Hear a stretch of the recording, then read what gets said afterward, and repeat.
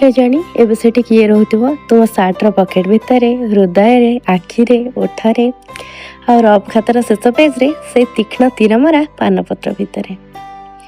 ମୁଁ ତ ସୂର୍ଯ୍ୟମୁଖୀକୁ ଭଲ ପାଏ ବୋଲି ତୁମେ ମୋର ନାଁ ଦେଇଥିଲ ଅନନ୍ୟା। ବାକି ତୁମେ କଲେଜର ସବୁ ପୁଅ ପିଲାଙ୍କ ପରି ମୋତେ ପ୍ରତି ସପ୍ତାହରେ ଗୋଲାପ ଫୁଲ ଭେଟି ଦିଅ ବୋଲି ମୁଁ କିନ୍ତୁ ବିରକ୍ତରେ ତୁମ ନାଁ ଦେଇଥିଲି ଗୋଲାପୀ।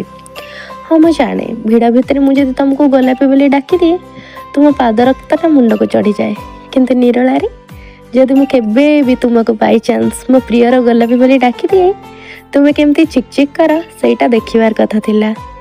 ହଁ, ବାକି ପୁଅମାନେ ବି ଏମିତି ବ୍ଲସ୍ କରନ୍ତି ବୋଲି ମୋ ଜୀବନର ପ୍ରଥମ ଅନୁଭୂତି। ଆଉ ସେତେବେଳେ ମୁଁ ବି ଜାଣିନଥିଲି ଯେ ଗୋଲାପର ଅନ୍ୟ ନାମ ପ୍ରେମ ଋତୁ ବୋଲି, ନହେଲେ କିଛି ଗୋଟେ ହେଇଥାନ୍ତା।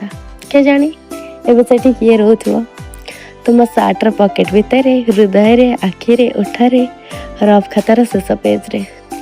କେଜାଣି କିଏ ରହୁଥିବ।